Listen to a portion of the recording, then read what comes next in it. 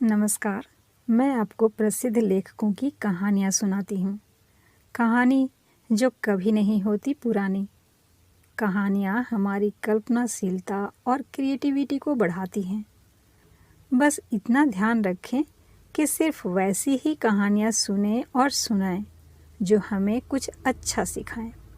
तो आइए आज सुनते हैं मुंशी प्रेमचंद की लिखी कहानी नेउर। मौसम का मिजाज बदला हुआ था। बरसात के दिन थे। आकाश में बादल इधर उधर भाग रहे थे, आपस में गले मिल रहे थे। कभी छाया तो कभी चमकती हुई धूप हो रही थी। ऐसा लग रहा था मानो सूरज और बादलों में लड़ाई हो रही हो। वहीं गांव के बाहर कई मजदूर एक खेत में मेड़ बांध रहे थे। सभी पसीने में तर फावड़े से मिट्टी खोदकर मेड़ पर रख रहे थे। वहां मौजूद पानी के कारण मिट्टी नरम हो गई थी। तभी गोबर ने अपनी कानी आंख मटकाकर कहा, अब तो हाथ नहीं चल रहा है भाई, भोजन कर लें। नेउर ने हंसकर कहा, मैं तुमसे पहले काम पर आया था ना, पहले यह मेड़ बांध लो फिर भोजन करना।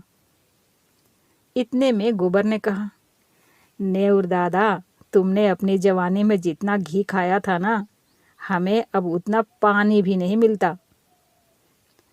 नेउर छोटे कद का सांवला, गठीला और फुर्तीला आदमी था।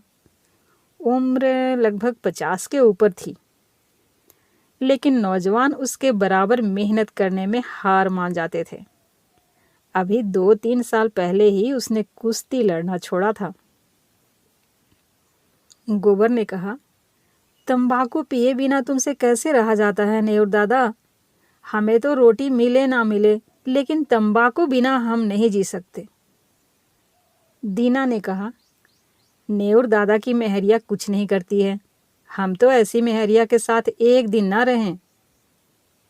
नेउर ने कहा, जवानी तो उसके साथ काटी है भाई, अब बुढ़ापे में उससे कोई काम नहीं होता तो भला क्या करें? गोबर ने कहा, तुमने उसे सिर चढ़ा रखा है ना, वरना क्यों नहीं करेगी? दिन भर मजे से खाट पर बैठी चिलम पीती रहती है और गांव भर से लड़ती है। तुम जरूर बूढ़े हो गए हो, लेकिन वो अब भी जवान ही है। उसी वक्त दीना बोला, जवान औरत क्या उसकी बराबरी करेगी भाई? आज भी सिंदूर, बिंदी, काजल और मेहंदी में उसका मन बसता है। रंगीन धोती और गहनों के बिना हमने तो कभी उसे देखा नहीं। तुम सीधे हो नेउर दादा, इसलिए निभा रहे हो, नहीं तो गली गली ठोकरें खाती। गोबर ने कहा, मुझे तो उसके दिखावे पर गुस्सा आता है। काम कुछ न करेगी, लेकिन पहनने खाने को अच्छा ही चाहिए।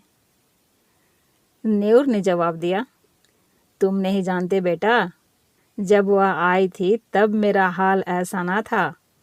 वह रानी की तरह रहती थी। वक्त बदल गया, लेकिन मन तो अब भी वही है ना। जरा सा चूल्हे के पास बैठ जाए तो आंखें लाल हो जाती है। मुझसे तो यह हाल नहीं देखा जाता है। यहाँ से जाकर पानी लाऊंगा और रोटी बनाऊंगा, तब जाकर वह खाएगी। तुम्हारी तरह अकेला रहता तो तंबाकू की 4 फूंक मारकर और 1 लोटा पानी पीकर सो जाता। जब से बिटिया मरी है, तब से वह और सुस्त हो गई है। उसके मन को काफी धक्का लगा है। माँ की ममता तुम नहीं समझोगे बेटा।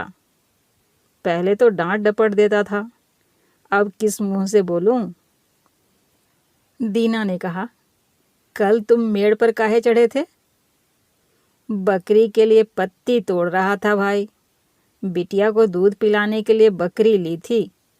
अब वह भी बूढ़ी हो गई है, लेकिन थोड़ा दूध दे देती है। उसका दूध और रोटी ही मेरी मेहरिया का आधार है। शाम होते ही नेउर घर पहुंचा। उसने लोटा उठाया और नहाने की तैयारी करने लगा। तभी स्त्री ने खाट पर लेटे लेटे कहा, इतनी देर क्यों कर दी? काम के पीछे प्राण मत दे दो। जब पगार सबको बराबर मिलती है तो अकेले तुम क्यों जान देते हो? नेऊर का मन प्रेम से भर गया। उसने सोचा, मेरी स्त्री के दिल में मेरे प्रति कितना प्रेम है, उसे मेरे मरने जीने की चिंता है। नेऊर बोला, तू जरूर पिछले जन्म में देवी रही होगी। बुढ़िया बोली, रहने दो, चापलूसी मत करो। हमारे आगे कौन है जिसके लिए इतना हाय हाय करे। नेऊर नहा कर लौटा और रोटियां बनाने लगा। चूल्हे से आलू निकाल कर उनका भुर्ता बनाया और दोनों साथ खाने लगे। बुढ़िया बोली, मेरे होने से तुम्हें कोई सुख नहीं मिला ना, केवल पड़े पड़े खाती हूँ और तुम्हें तंग करती हूँ। इससे अच्छा तो भगवान मुझे उठा लेता।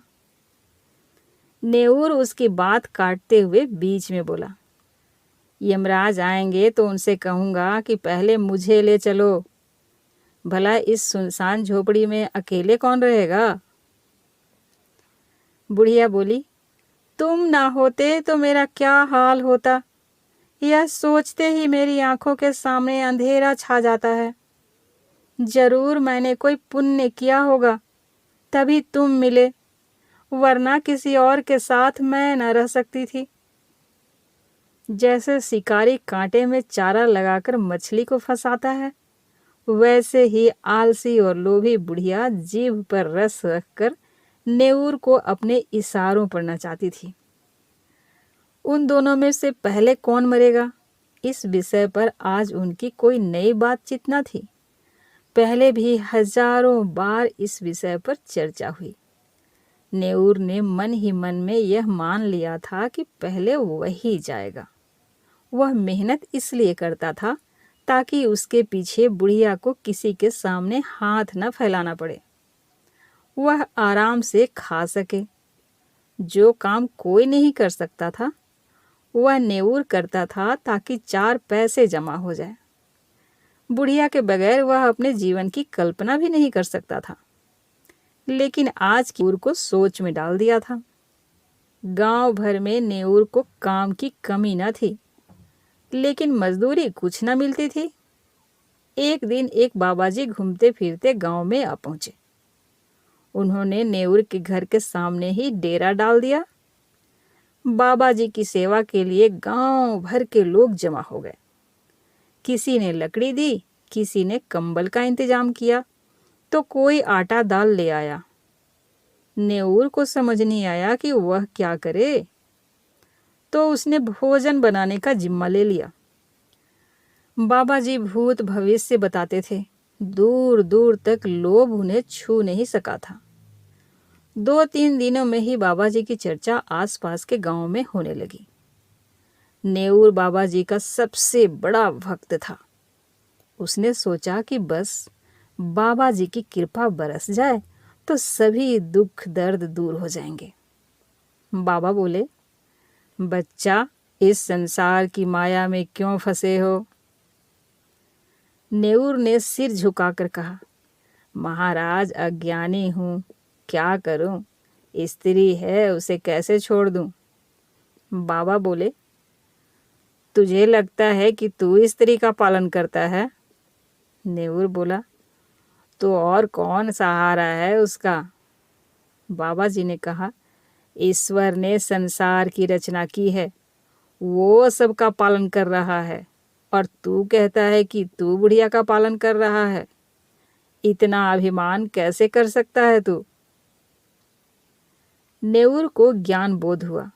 उसने हाथ जोड़ लिए और बोला, अज्ञानी हूँ महाराज। आंखों से आंसू गिरने लगे। इससे ज्यादा वह कुछ न कह सका। बाबा बोले, ईश्वर का चमत्कार ऐसा है कि वो चाहे तो तुझे लखपति कर दे और क्षण भर में सारी परेशानियां खत्म कर दे। मैं मात्र उसका एक भक्त हूँ। मुझ में इतनी शक्ति नहीं है कि तुझे पारस बना दूं। तू सच्चा, ईमानदार और दिल का साफ इंसान है। मुझे तुझ पर बड़ी दया आती है। तेरे पास कुछ चांदी हो तो बता, मैं तुझे अमीर बना दूंगा। नेऊर का मन खुशी से खिल गया। नेऊर बोला, मेरे पास चंद पैसे हैं और मेरी घरवाली के पास चांदी के कुछ टूटे फूटे गहने होंगे, मैं ले आऊँगा। बाबा बोले, जितनी चांदी मिल सके कल रात तक ले आ। मैं तेरे सामने चांदी को हांडी में रखूँगा, प्रातःकाल हांडी आकर निकाल लेना। नेऊर के चेहरे पर खुशी दौड़ गई। इतने में बाबा बोले, लेकिन ध्यान रहे, इन असरफियों को जुआ खेलने, शराब पीने या बुरे काम में खर्च मत करना, वरना कोढ़ी हो जाएगा। एक और बात, किसी से इस बात की चर्चा मत करना। नेऊर वहां से चला आया। खुशी के मारे रात भर उसे नींद नहीं आई। सुबह होते ही वह 2-4 आदमियों के पास उधार मांगने पहुंचा। लोग उसका भरोसा करते थे, इसलिए पैसे दे दिए। नेऊर ने किसी तरह 50 रुपए जोड़ लिए। 25 रुपए उसके पास पहले से थे, लेकिन असल दिक्कत बुढ़िया से चांदी के गहने निकलवाने की थी।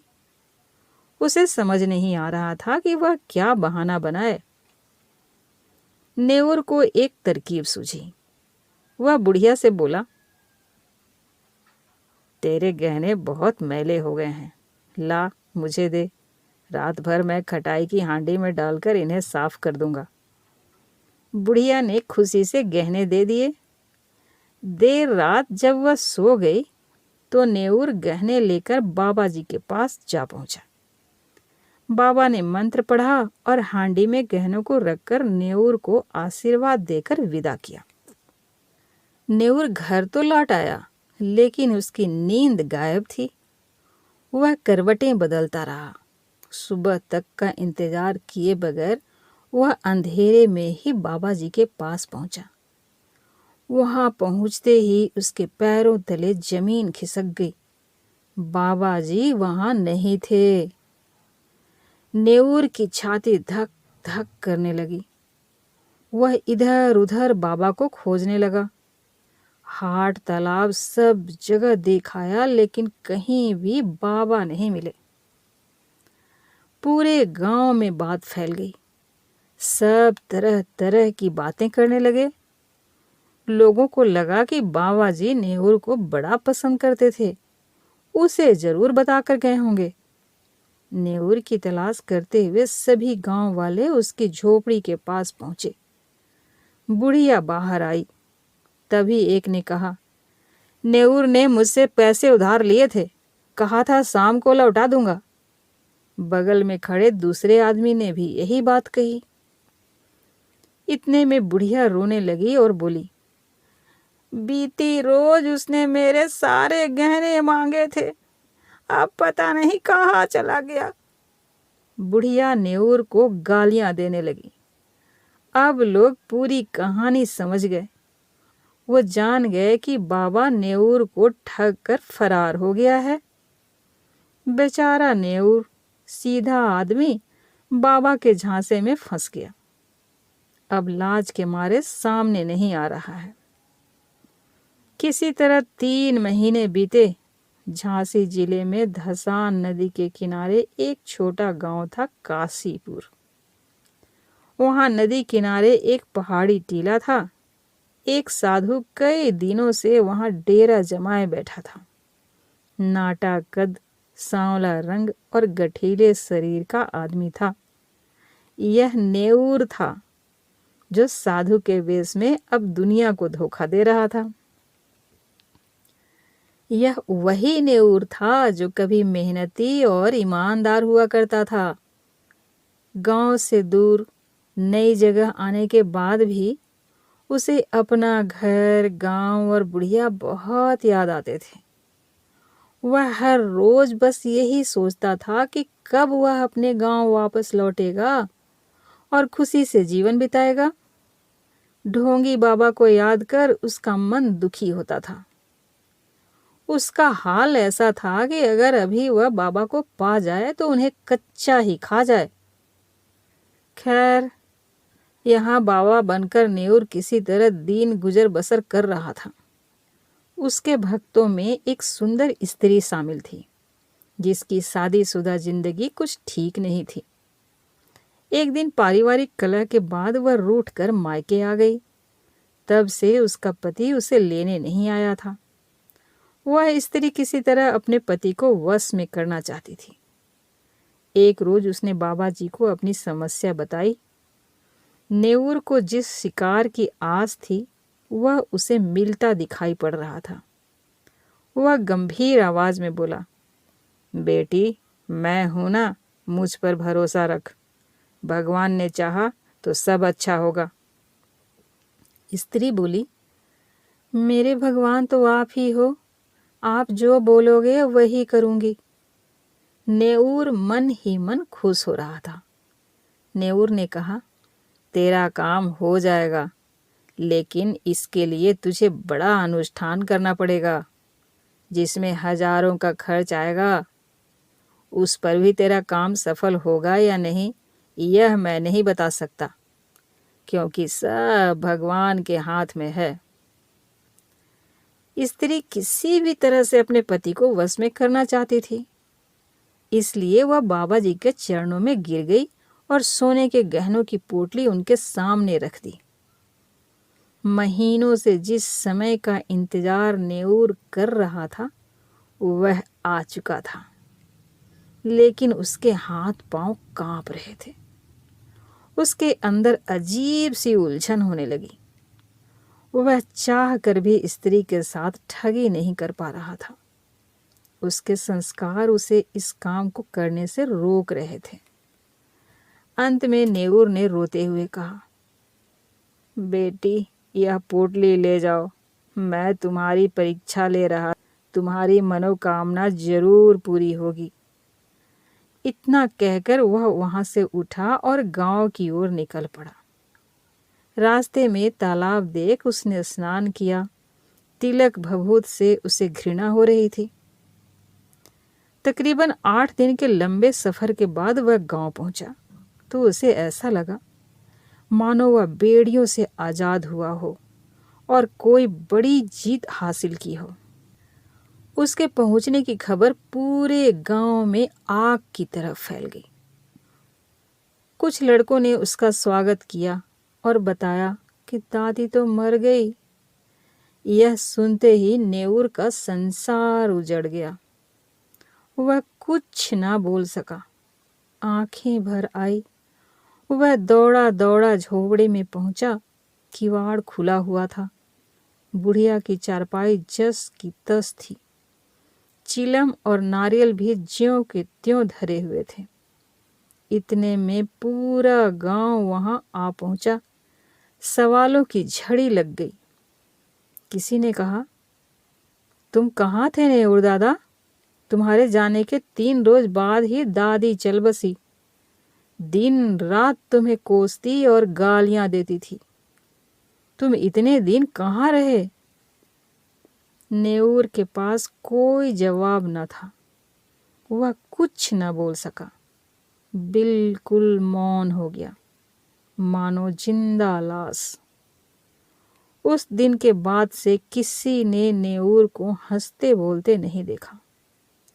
वो ना किसी से कुछ कहता और ना कुछ मांगता। गांव के बाहर सड़क किनारे वो बैठ जाता। जो राहगीर दे जाते उसी से अपना गुजारा करता। गांव में प्लेग फैल गया। सब गांव छोड़कर भागने लगे, पर नेऊर को किसी चीज की परवाह न थी। वह झोपड़ी के बाहर निर्जीव और अचेत पड़ा था। अभी आप सुन रहे थे मुंशी प्रेमचंद की लिखी कहानी नेऊर। उम्मीद है कहानी आपको पसंद आई। तो कहानी को लाइक कीजिए और चैनल को सब्सक्राइब कीजिए। अच्छा, तो हम चलते हैं और एक नई कहानी के साथ फिर मिलते हैं। धन्यवाद।